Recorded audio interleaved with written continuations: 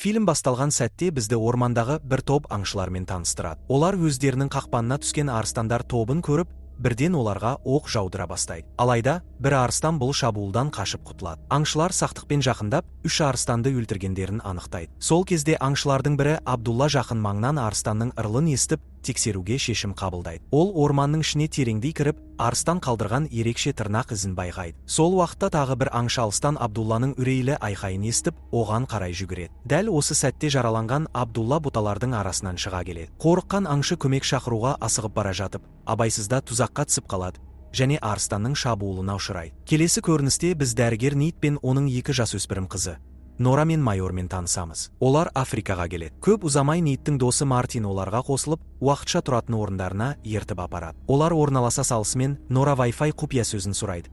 Бірақ Мартин оған алдағы 10 күнде интернетпен ұялы байланыс болмайтынын айтады. Нит қыздарына марқұм анасының суреттерін көрсетіп, оларда сағыныш сезімін оятады. Алайда кешкі ас кезінде майор мен Нит арасында жанжал туындайды. Майор Нитті анасының соңғы жылы оған жеткілікті уақыт бөлмеді деп айыптайды. Нит болса, ол мен аналарының ауруы басталмас бұрын ажырасып кеткендерін түсіндіреді. Келесі таңертең Мартин оларды қорықтағы арыстандар тобының қозғалысын бақылаумен айналысатын досы Банжимен таныстырады. Банжи Нанди есімді арыстандар тобын көрсетіп, оның аталу тарихын, яғни бұл топтың ерекше аналық арыстанына құрмет ретінде қойылғанын баяндайды. Ол еркек арыстандардың аттары Кута мен Ха екенін айтады. Мартин топқа жақындағанда, Банжи майорға Кута мен Ханы Мартин күшіктерінен бастап өзі өсіріп, кейін жас кездерінде жабайы табиғатқа жібергенін айтады. Мартин арыстандармен ойнай бастайды, алдымен Ха, кейін Кута оған қосылады. Алайда Мартиннің назары жараланған Нандиге ауады. Ол оған абайлап жақындағанда, Нанди агрессия танытады. Ал Кута араласып, Мартинді итеріп жібере. Нит Нандидің жағдайын сұрағанда,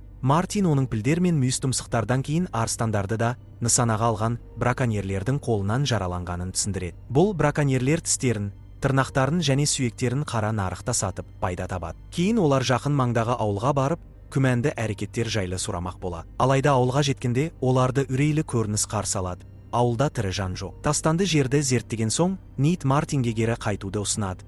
Бірақ күтпеген жаңалық олардың жолын бөгейді. Нит қыздарына шетке тұруды бұйырып, ауылға қайта кіреді. Іште ол сұмдық көріністі көреді. Барлық ауыл тұрғындары қатыгездікпен өлтірілген. Шошыған Нит Мартиннен бұл жағдайдың кімнің ісі екенін сұрайды. Мартин мұны арыстан жасағанын айтады.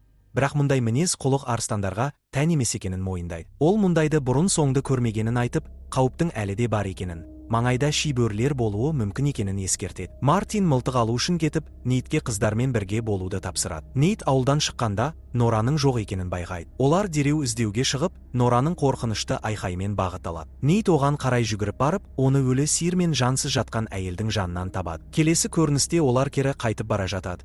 Ал Мартин Банжимен байланысуға тырысады. Алайда айналадағы таулар радиосигналдарды бөгейді. Сапарларын жалғастырып келе жатып, жолда бір ер адамды кездестіреді. Мартин қыздарға көлікте қалуды айтып, ер адамға жақындап, бұл аймақтағы арыстандардың санын сұрайды. Нит те қосылып, ер адам өзін Мутен деп таныстырады және оның бауырын арыстан өлтіргенін айтады. Кенет Мартин үстінен шыққан дыбысты естіп, Нитке сабыр сақтауды ескертеді. Ол арыстанды іздеп орманға кіреді. Судың жанындағы қозғалысты байқап, ол жаққа жақындайды.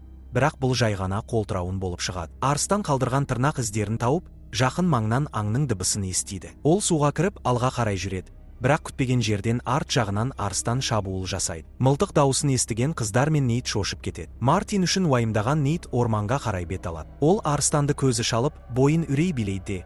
Көлікке қарай жүгіріп, әрең дегенде ішіне кіріп үлгереді. Арыстан оған секіріп шабуылдайды. Бірақ Нит көлікке дәл уақытында кіріп, өзін құтқарады. Арыстан көліктің үстіне секіріп, ішіндегі адамдарға қорқыныш ұялатып, терезеден шабуылдай бастайды. Нит бар күшімен арыстанды қуып жіберуге тырысады. Бірақ ол оның аяғынан ұстап қалады. Дәл осы кезде майор рөлді ұстап алады. Нит ақыры арыстанды теуіп тастайды. Алайда көлік шұңқырға түсіп, ағашқа соғылады да кенет тоқтайды. Нит қыздарының жағдайын тексеріп, оларды тыныштандырады. Сыртқы жағдайды бағалап, арыстан көрінбей кеткен соң көлікті қайта қосуға тырысады. Осы сәтте рация арқылы Мартиннің дауысы естіледі. Нит дереу одан жағдайды сұрайды. Мартин арыстанның кенеттен пайда болып, оған шабуыл жасағанын, аяғы қатты жараланғанын айтады. Қыздардың амандығын білгісі келген Нитке Мартин олардың дін аман екенін, бірақ енді не істеу керектігін білмейтінін жеткізеді. Мартин Нитке көліктен шықпай отыра беруге кеңес береді. көмек келе жатқанын айтады. Нейт Мартинге жеңілдетілген оттықпен пышақты қыздырып, жыртылған күре тамырға басуды ұсынады. Мартин айтқанын орындап, біраздан кейін оның азапты айғайы естіледі. Нейт шошып кетіп, оған көмектесуге уәде береді. Бірақ Мартин сөзін бөліп, жалғыз еместігін,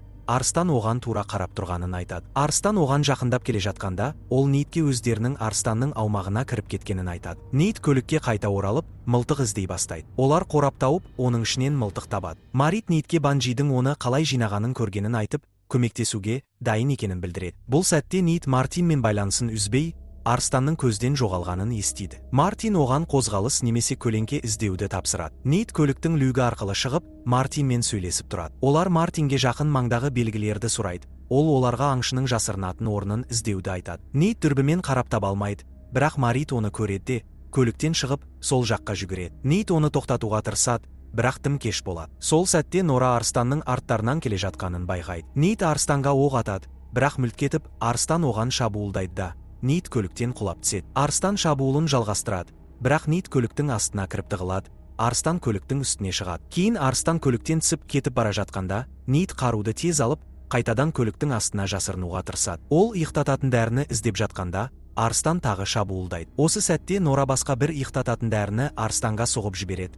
Ол арыстанның қашып кетуіне себеп болады. Нейт көліктің астынан шығып, арыстанның алыстап бара жатқанын көреді. Марит Мартинді көлікке қайта алып келеді. Ал Нейт оның жарақаттанған аяғына көмек көрсетеді. Нора арыстанның жағдайын сұрағанда, Нейт иықтататын дәрі бірнеше сағатқа әсер етуі тиіс екенін айтады. Алайда Марит арыстанның жоғары жақта тұрғанын байқайды.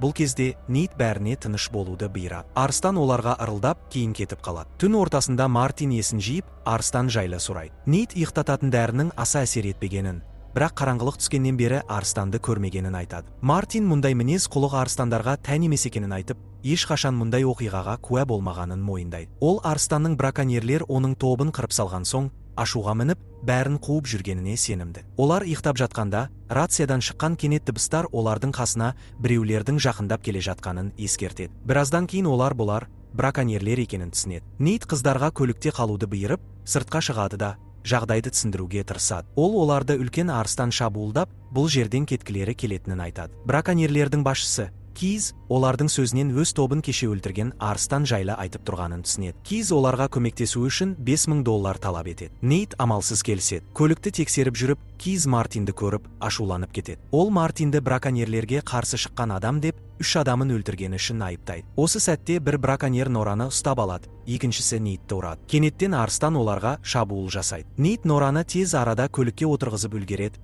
ал браконьерлер арыстанды іздеуге кетеді. Осы сәтті пайдаланып, Нейт браконьердің жүк көлігін алмақ болады. Алайда көлікке жеткенде, кілттің жоқ екенін көреді. Ол орманға кіріп, кілтті ұстаған адамды тауып алады. Жақындап келе жатқанда, арыстанның әлі де сол маңда жүргенін байқап, ағаштың артына жасырынады. Сол сәтте Мара Нейтпен уоки-токи арқылы байланыс орнатуға тырысады.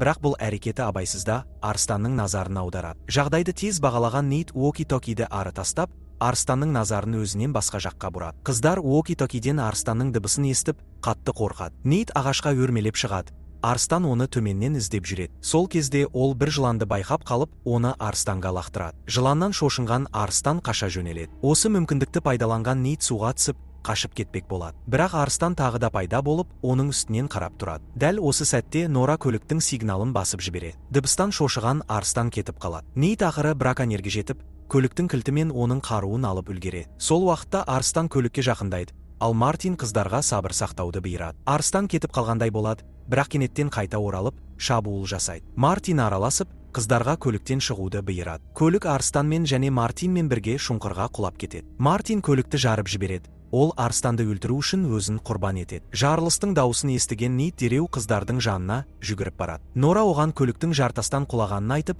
Майердің арыстаннан жарақат алғанын хабарлайды. Қыздарын құтқаруға бел буған Нейт оларды алдыңғы күні шыққан бастапқы орындарына алып барады. Жолда олар Нандидің арыстандар тобын кездестіреді. Біршама уақыттан соң олар ескі мектепке жақындап, көлікті тоқтатады. Көмек іздеуге үміттенеді. Бірақ ешкімді таппай, Нейт Майердің жарасын таңып, Нораға әпкесімен бірге қалып, өзі жақын жерден су іздеп келетінін айтады. Кенет Майер мен Нора арыстанның арттарынан ілесіп келгенін байқайды. Олар тығылуға тырысады, ал Нораның көмекке шақырған дауысы Нейтке жетеді. Нейт дереу оралып, арыстанды қорқытып, қыздармен қайта қауышады. Ол оларды мектептегі бір сыныпқа апарып, іште отыра тұруды тапсырып, есікті мықтап жабуды бұйырады. Өзі арыстанмен бетпе-бет кездесуге шығады. Ашық алаңда арыстан оған жақындап келеді де, айқас басталады. Нейт бар күшін салып қарсы тұрады. Бірақ арыстан оны ауыр жаралайды. Осы сәтті алыстан Нандидің арыстандары бақылап тұрады. Арыстан соңғы соққы жасауға дайындалғанда, Кудо мен Га келіп, бірлесіп оны тоқтатып өлтіреді. Нейт құрғақ ағашқа қарай еңбектеп жетіп, есінен танып қалады. Сол сәтте Банджи мен оның тобы келіп, оларды құтқарады. Нейт ауруханада есін жинайды.